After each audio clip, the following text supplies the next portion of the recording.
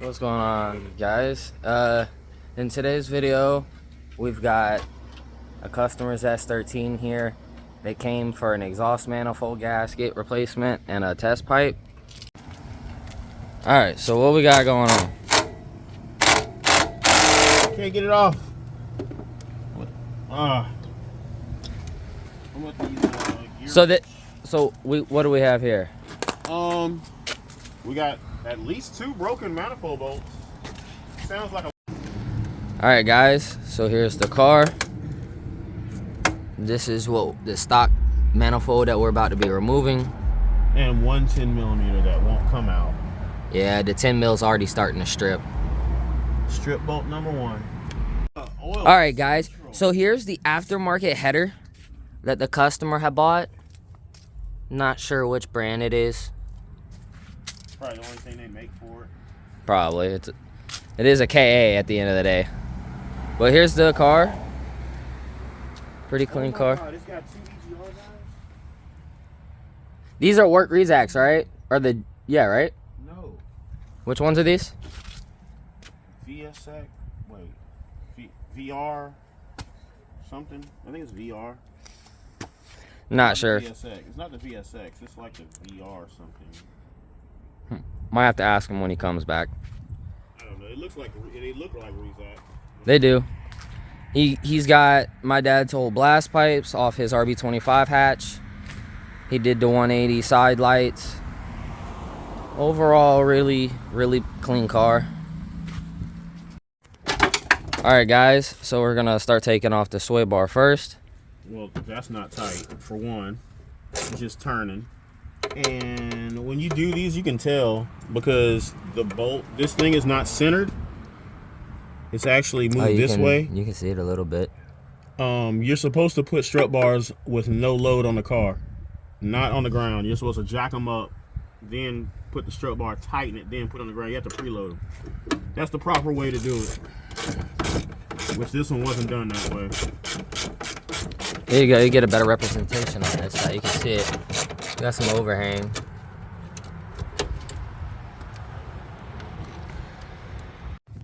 It's going in this way.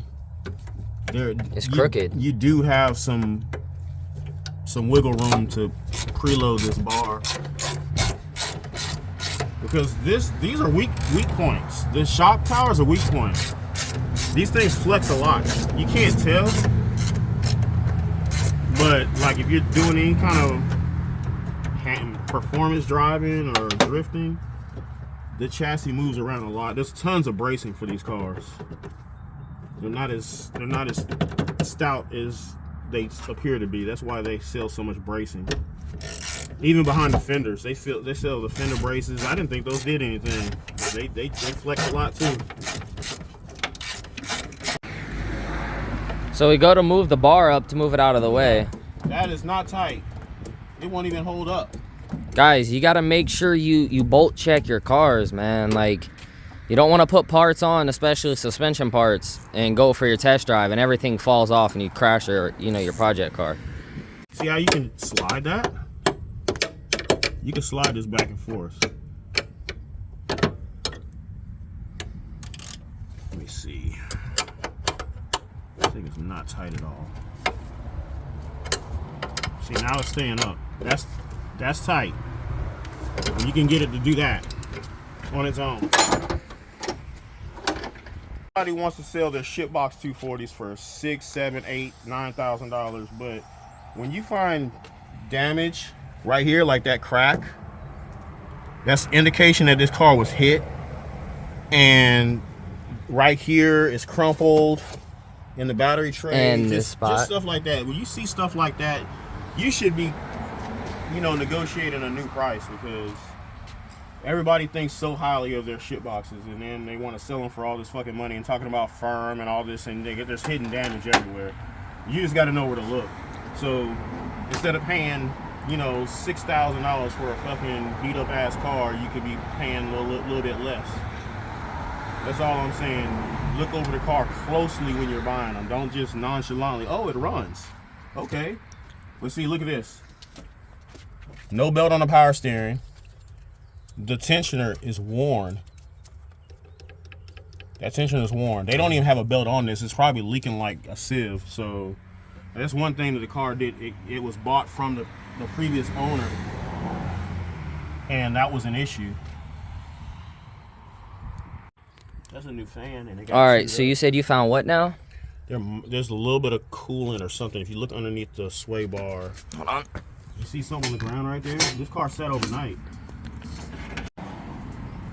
Oh yeah, I see it right there. Yeah, so that's right underneath the front of the oil pan, which guess what's right there, right above it? Water pump. So if the, Go ahead. which well, if you look at that awesome RTV job they did on the thermostat housing, could be leaking right there, or it could be leaking from the water pump. I mean, the car is the 89, and it looks like whoever did work on this thing did not do a great job, which tells me they were just a basic parts changer. Oh, okay, so we got one holding this side on. All four in this one, but there's only one holding this side on. I see 2 studs missing right there. There's 2 on this side, 1 on the bottom on this side. So this is the one that's the problem. Hopefully they're not broke off in there. But I'm gonna have to, we're just gonna delete all of this. With the EGR stuff? Yeah, this is the lower EGR tube, and then we got the one up running around the back of the engine. I'm just gonna cut all of them. He's supposed to be bringing me an EGR delete plate for that side. So, oh, this goes to the catch can. So, EGR tubes around here. We always delete EGR.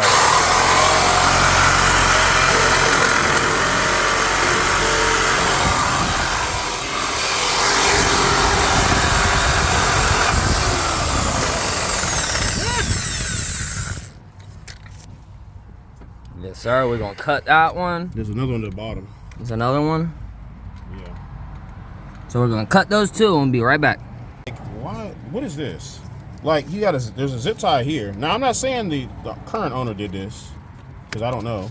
But that right there, That's a good ground. That's a ground for this whole coil. That's where your power comes from on your spark. But look at this. Oh my God. That's supposed to be like a 10 millimeter screw or bolt going through with a holding nut on the other side. Because I don't think this is threaded. Yeah, it's not. So it's supposed to be a nut on the other side, and then it's supposed to be a nut and bolt combo right here too, holding this in. And as you see, it's not. This is why I don't trust people that have 240s that are selling 240s, because half of them don't know how to work on the damn car. You find stuff like this. And what else? If you want to go through the frame rail stuff, you can. All right. Because you got to learn how. You drive lower cars, you got to learn how to drive them. You want to drive a lower car, you cannot be monster trucking it over everything. Now show the undercarriage. Okay. So before I show this, what was it? When was the last time this car was here? What, 3 weeks ago? 4 weeks ago? No, it was like two weeks ago. All right. So 2 weeks ago, this car was mint, almost completely mint. Now look at this. All right.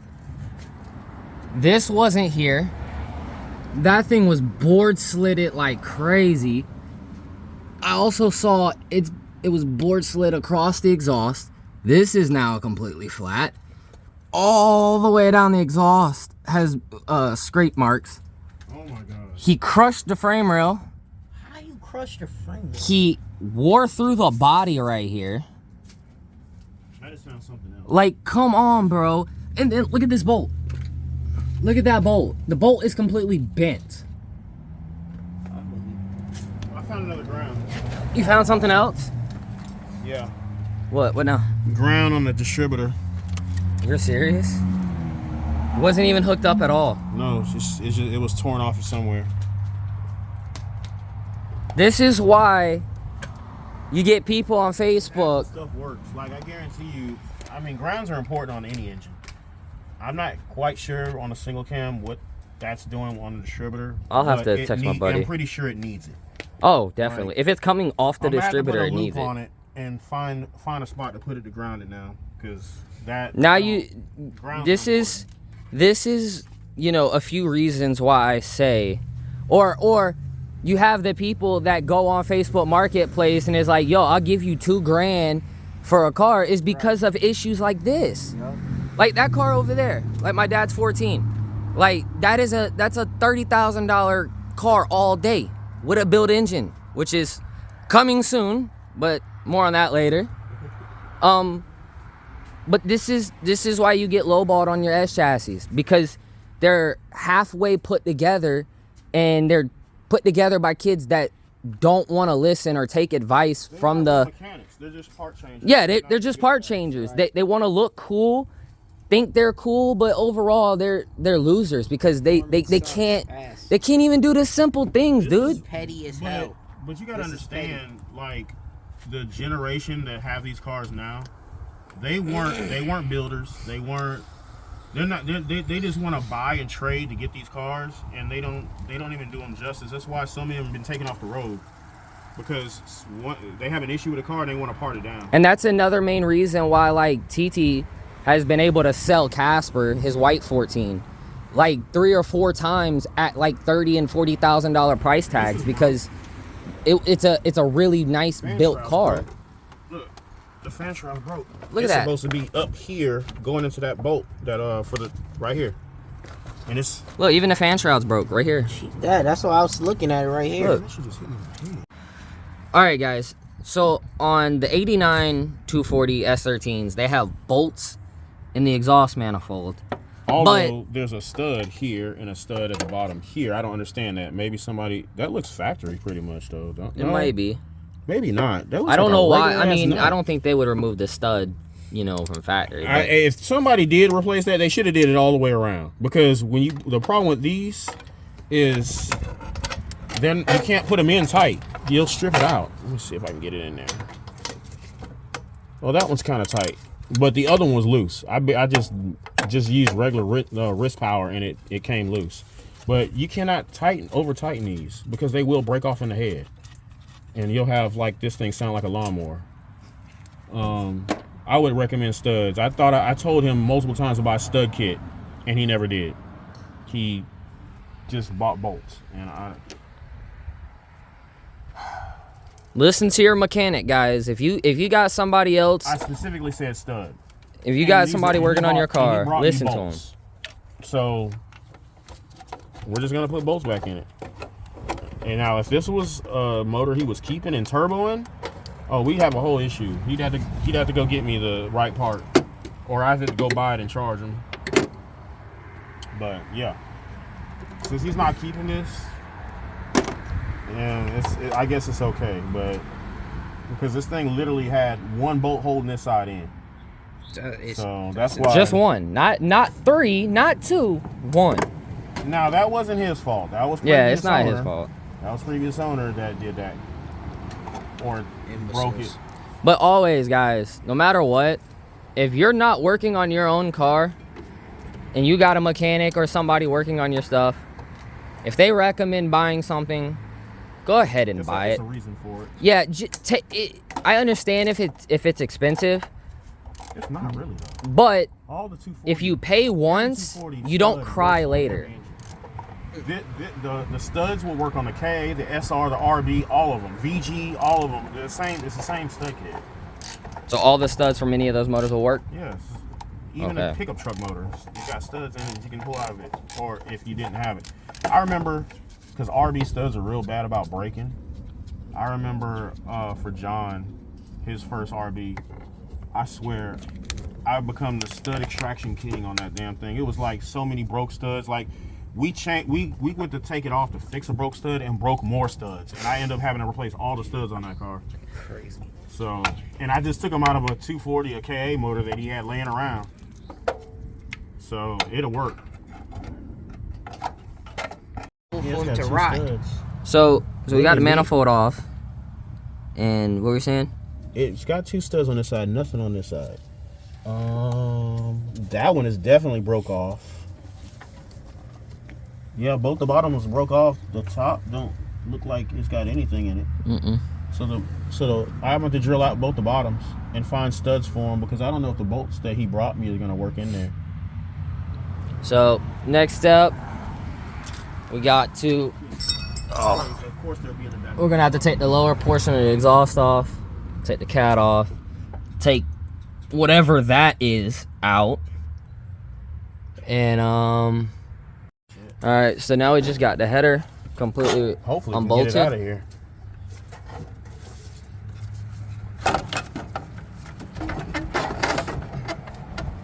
It's catching something. It's catching. You might have to lift it from the bottom to help me get it out. This is extremely oblong and fucking heavy.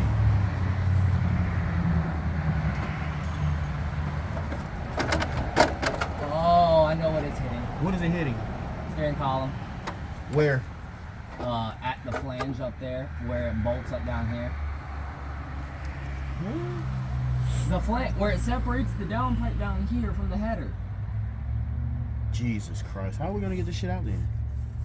We'll have to unbolt it. Unbolt what? Down here. Wait, unbolt the downpipe section down here. What?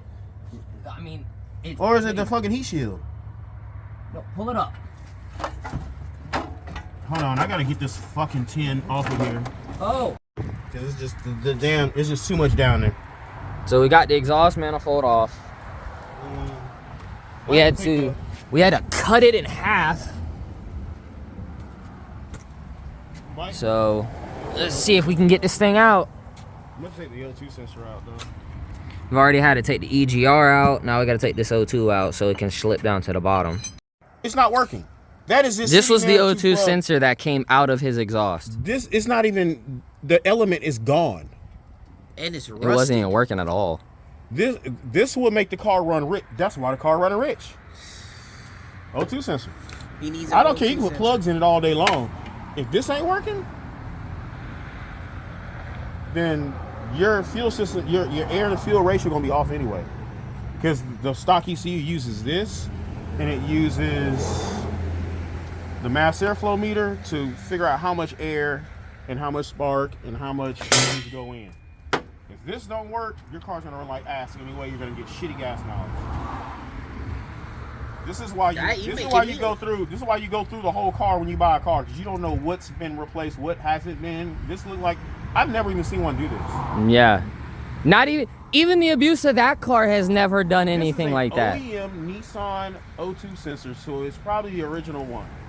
Bro, tell me why this car can breathe fireballs for years and never destroy a sensor like that. I mean, I have replaced them before though. Yep, but not like that. But this is an 89. What year is it? 2026. Basically. A couple more days. All right, so we on the next step. So what do we have here? Extractor kit. Can't remember what it costs. Not that much. Less than 20 bucks. Harbor Freight. All right. You just gotta, if you see how big the bolts are, you just gotta, you wanna get it where it'll fit inside that bolt and take up most of that room, like 75% of that room. So we wouldn't do the smallest one. We would do either this one or we would do this one. And you don't want to go too small, because if you break the extractor off in the stud that's left in there, you're gonna be screwed. And you're gonna be drilling all day long. You have to go buy expensive bits to get it out, and it just takes too much time. So, but you always want to drill small first, do the initial hole, and then start stepping it up, going with bigger and bigger drill bits until you get it to the size where the extractor you want to use, which I'm thinking is going to be this one. That's probably all it's going to need, is that size right there. That's the two. Because the bolt on these S13s, they're not big, they're tiny. So if you look at that, if you look at the difference, it'll go right in there. Or if you use that one, you're not going to get that much more in that one, because it just steps up and gets bigger and bigger. So you're not going to get, realistically, probably won't even get that one in there enough to pull it out. So we were probably going to run with this one, and that's the drill bit for this one. All right, so past 2 days we've been fighting trying to get this broken stud out of the head.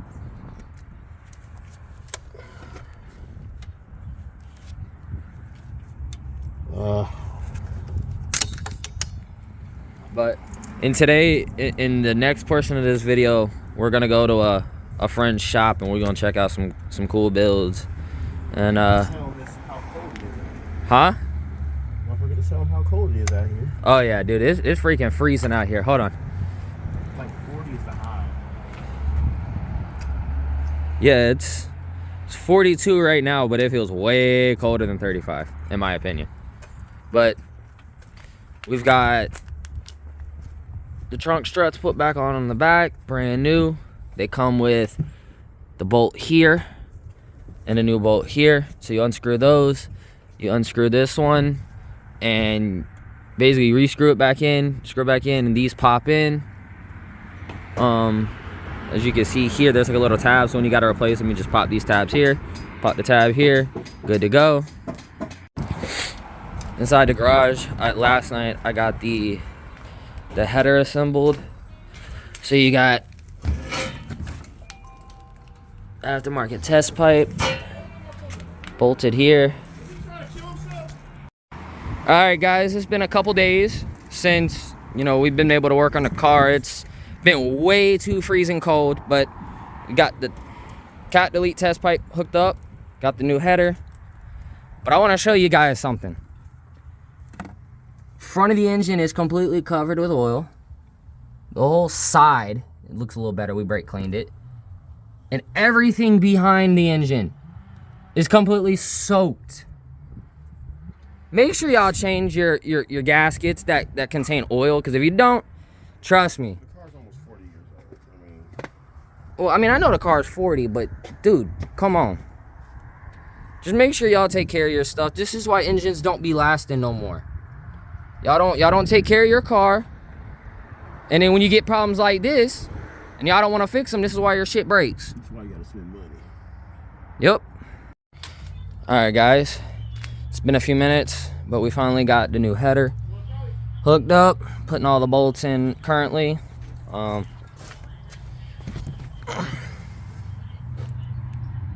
there you go. You just need to bolt it up down here.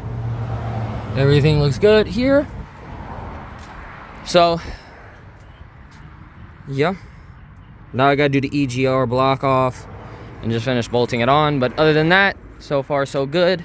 We'll update you with some more progress. Unbelievable. So all those other ones I was trying that wasn't fitting was probably fucking would work. If y'all are gonna work or replace the bolts or the studs on your engine, please make sure you buy matching nuts and bolts. I hate when a customer brings me a car and they have so many different nuts and bolts and you don't know which one goes where, because one might be a certain thread pitch and the nut might be have those threads for that one, but you don't know where it goes.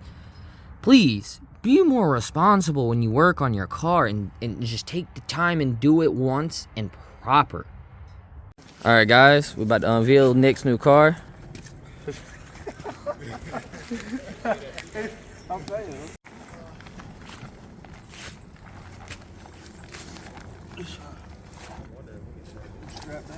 I think it is. Oh, here it is. There you go. All right, what's going on, guys? Continuation of the S13 project. We are going to clean the living piss out of this engine bay today. We got the suspension back on the car, got the exhaust back on. We did the fuel tank gasket for the feeler neck and the sending unit.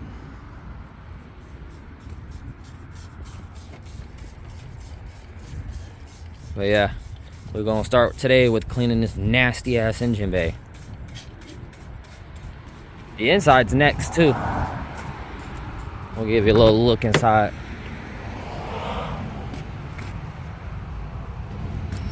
Like door jams, all disgusting.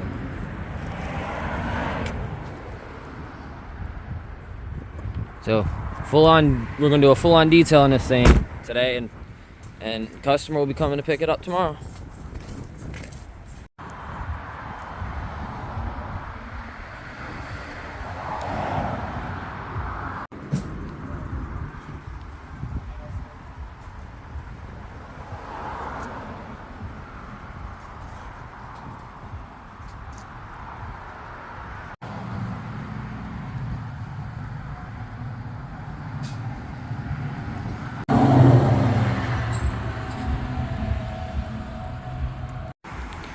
All right, guys, this is the first wash on this customer's S13. I still got to do the doors, inside the doors here. Still got to do in here, but it's just so cold, I don't want to do it right this second. I still got to get inside of the trunk hatch all the way around. The engine bay, I'm going to do early in the morning, even though it's going to be freezing cold. That's going to be the last thing. I've already got it soaking with degreaser. But yeah, man, like if you look at the paint, like a lot better than what it was when it first got here.